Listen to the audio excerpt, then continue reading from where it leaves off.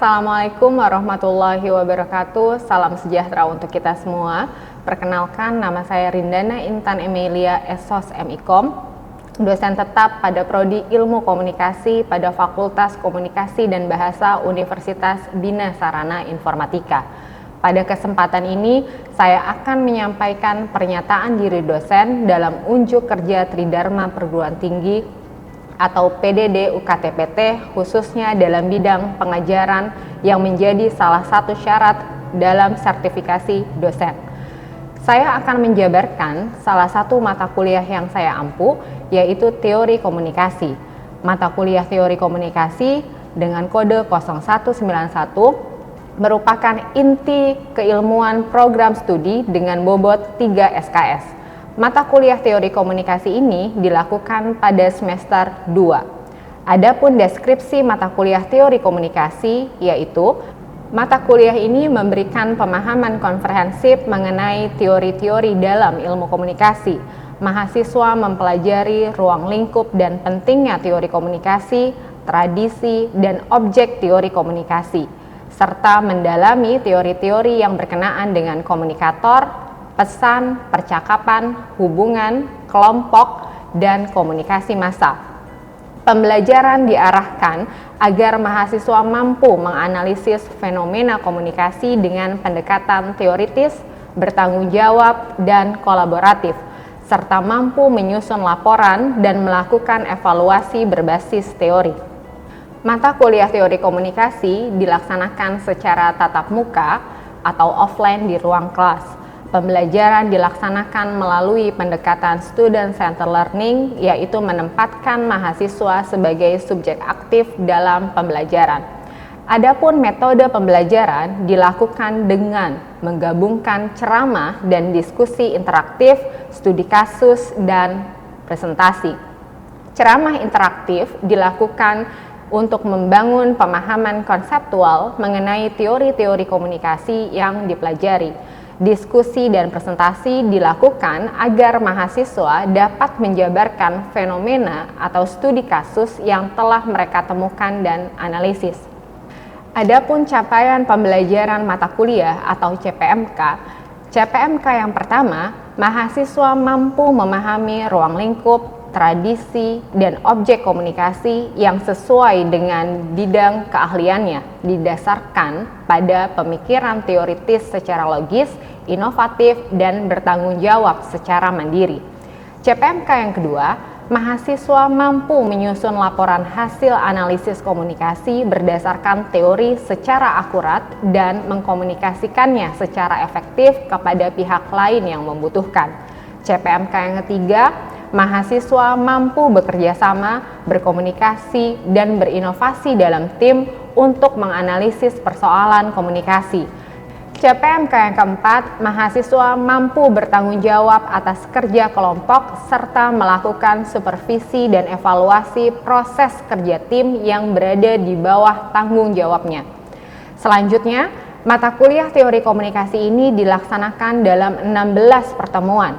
Adapun materi yang dipelajari, pertemuan pertama membahas terkait dengan ruang lingkup dan konsep dasar teori komunikasi.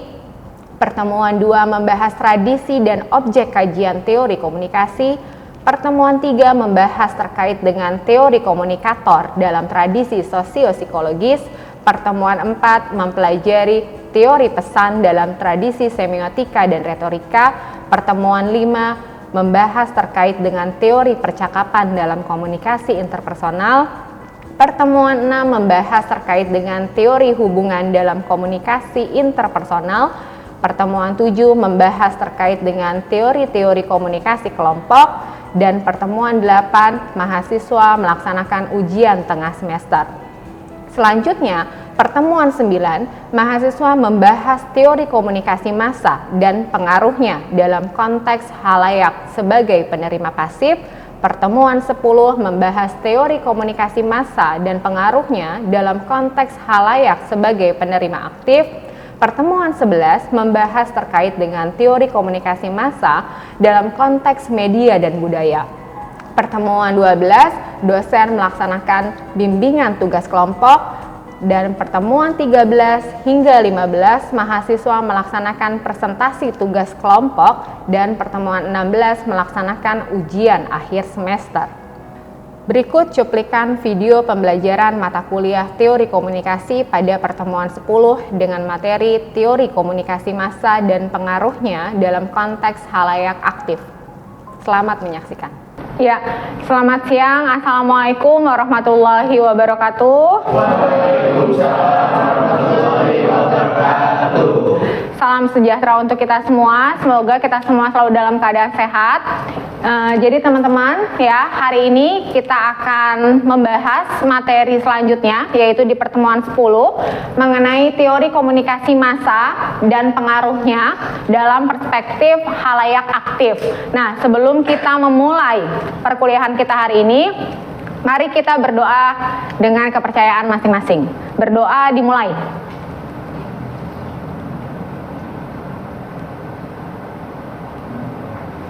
Ya, selesai. Baik, adapun materi untuk pertemuan 10 ini ya, capaian pembelajarannya adalah pertama, mahasiswa mampu memahami teori komunikasi massa yang menempatkan halayak sebagai penerima aktif serta menganalisis penggunaan media dan pengaruhnya. Ya, sebelum kita lanjut ke materi 10 ya untuk hari ini, ada yang ingin mereview untuk materi pertemuan 9 mengenai teori jarum hipodermik? Ya, silakan Wanda. Dalam teori ini menyatakan bahwa media massa memiliki pengaruh langsung terhadap audiens. Teori ini dianggap seperti menyuntikkan sebuah obat kepada tubuh sehingga membuat fisik itu berubah dan pesan-pesan secara bersifat persuasif atau mengajak. Ya, terima kasih Wanda. Jadi teman-teman ya, kalau di pertemuan sebelumnya kita membahas terkait dengan teori jarum hipodermik, di mana menempatkan media massa memiliki pengaruh yang sangat besar gitu ya dalam mempengaruhi halayak. Nah, di pertemuan 10 gitu ya, kita akan membahas terkait dengan teori uses and gratification. Ya, jadi teori uses and gratification ini adalah salah satu teori komunikasi massa yang menekankan peran aktif audiens dalam memilih dan menggunakan media untuk memenuhi kebutuhan, keinginan, dan motif tertentu.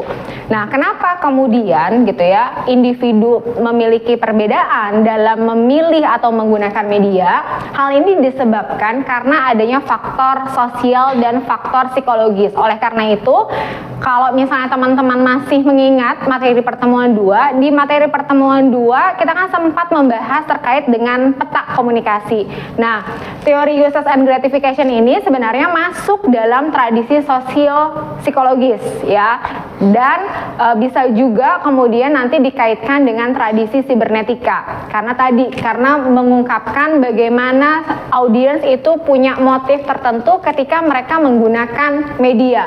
Dan selanjutnya, penggunaan media menurut teori uses and gratification itu didorong oleh adanya kebutuhan dan tujuan yang ditentukan oleh audiens itu sendiri. Jadi tujuan orang dalam mengkomunikasikan atau menggunakan media sosial itu pasti berbeda-beda. Nah, misalnya gitu ya, kalau Mutiara, hari ini Mutiara sebelum ke kampus sempat buka media apa? Sempat buka media sosial Instagram. Oke, Instagram. Nah, alasan kenapa Mutiara tadi pagi buka Instagram tuh apa? Pastinya terutama buat mencari tahu ada berita apa sih yang terbaru. Oke. Nah, kalau misalnya hari ini buka media sosial atau buka media apa? TikTok. Kenapa hari ini buka TikTok? Karena di situ video yang menarik. Oke. Jadi karena banyak video yang menarik yang ada di TikTok. Oke. Nah, selanjutnya gitu ya, ada 5 asumsi dasar menurut pendiri teori usage and gratification kenapa audiens itu dikatakan aktif untuk memilih atau mengkonsumsi media. Jadi yang pertama, audiens aktif dan berorientasi pada tujuan. Jadi audiens secara aktif terlibat dalam memilih media dan menggunakan media didasarkan pada tujuan tertentu. Kayak tadi misalnya gitu ya, Mutiara buka akun Instagram untuk kemudian mencari informasi. Nah, kalau Hari tadi misalnya sebelum ke kampus sempat scroll TikTok untuk cari video-video yang menarik. Jadi itu kan berbeda tuh, masing-masing individu tujuannya. Nah, adapun asumsi yang kedua yaitu inisiatif berada pada audiens, yaitu inisiatif untuk mendapatkan kepuasan melalui media itu sebenarnya sangat tergantung pada individu itu sendiri. Nah, misalnya ketika kita menggunakan atau memilih media gitu ya, kita pasti punya perasaan kita merasa puas atau enggak nih dengan media yang kemudian kita pilih. Selanjutnya yang ketiga ya, asumsinya media bersaing dengan sumber lain untuk memenuhi kebutuhan.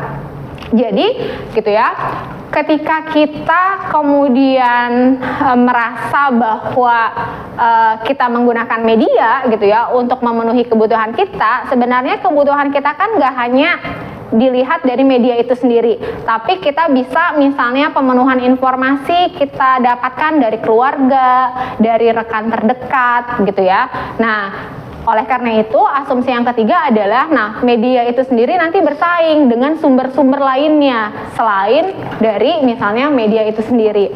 Selanjutnya, yang keempat, asumsinya adalah audiens sadar akan penggunaan media, motif dan kebutuhan mereka.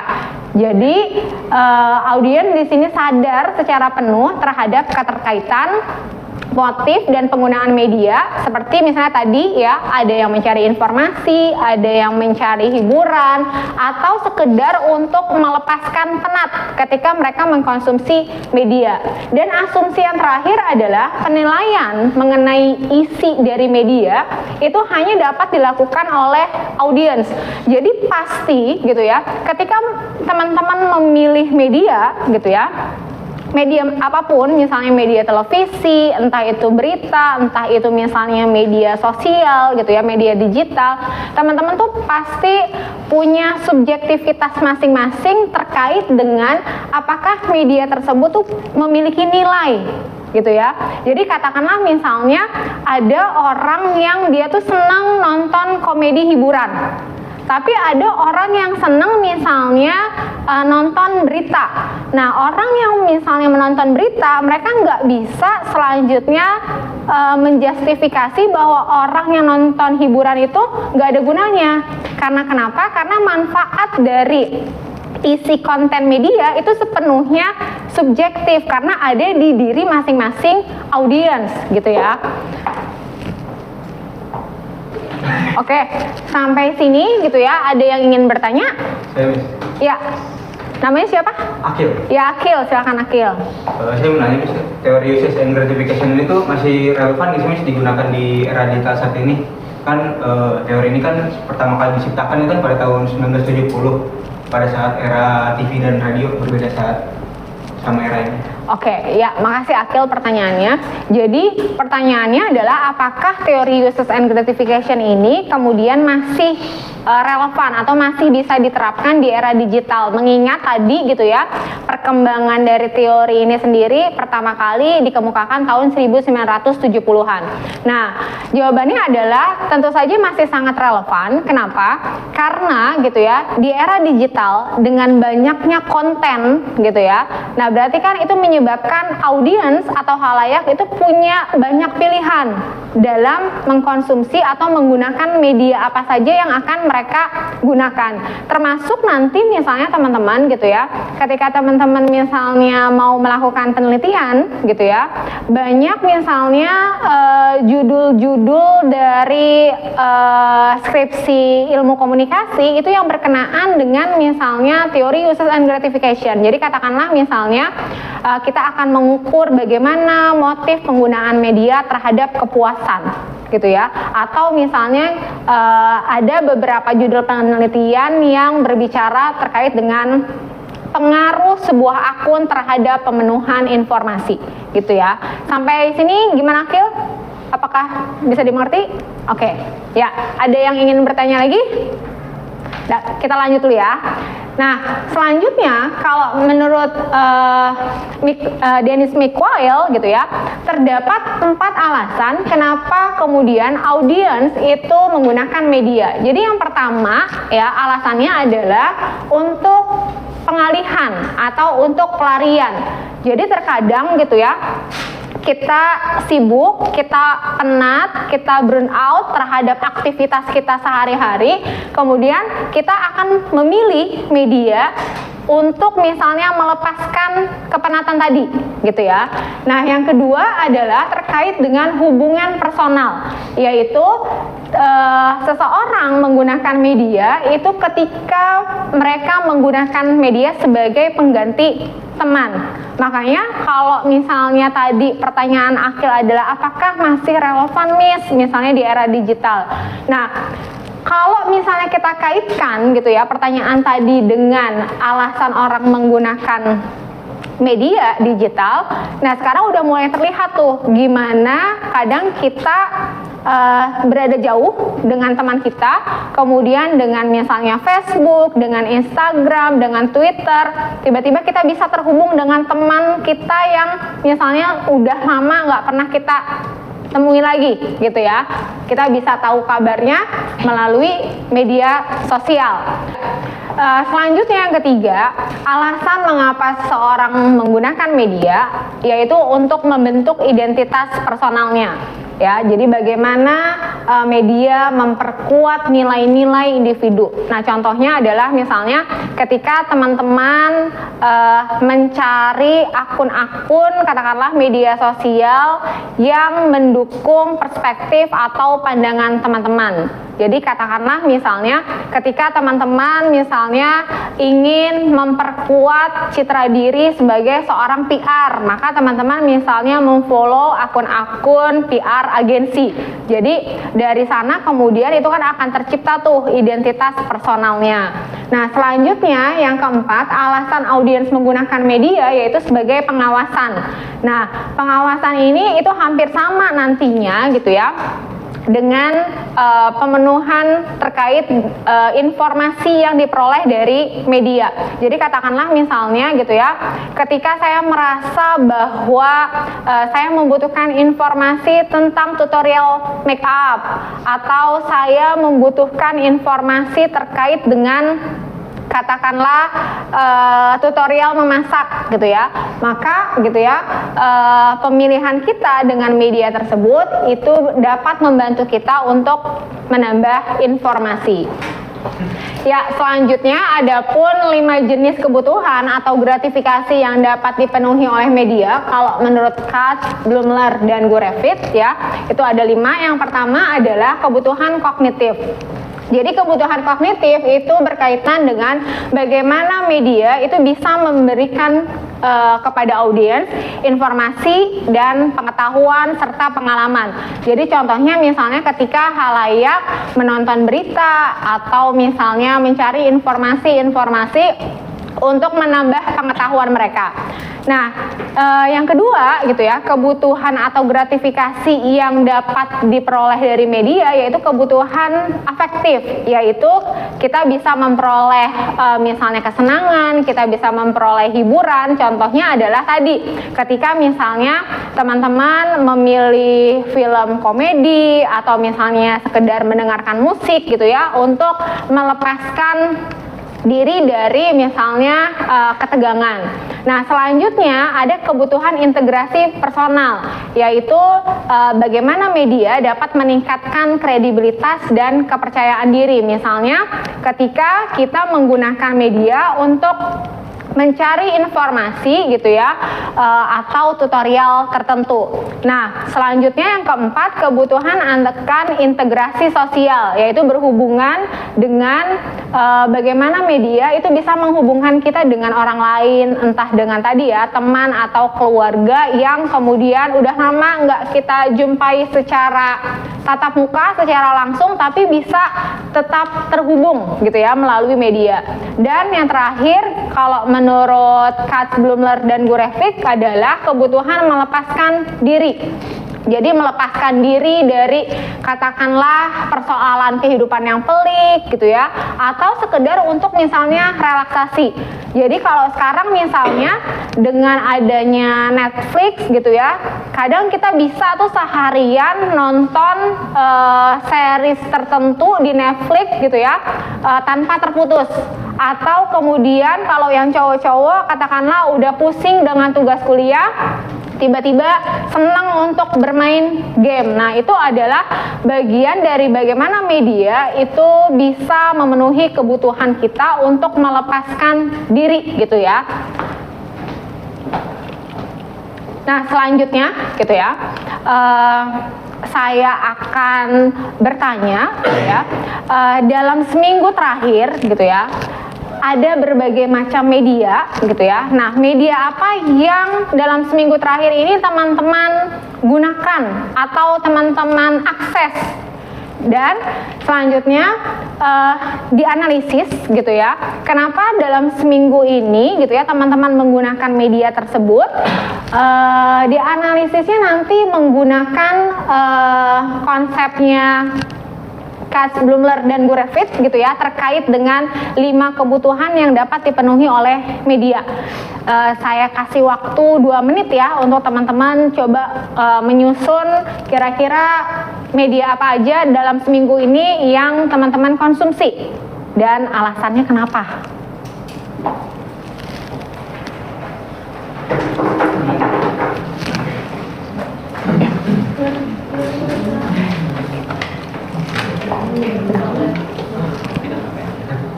Ya, ada yang ingin menjelaskan atau berbagi pengalaman gitu ya dalam seminggu ini, kira-kira media apa saja yang teman-teman konsumsi?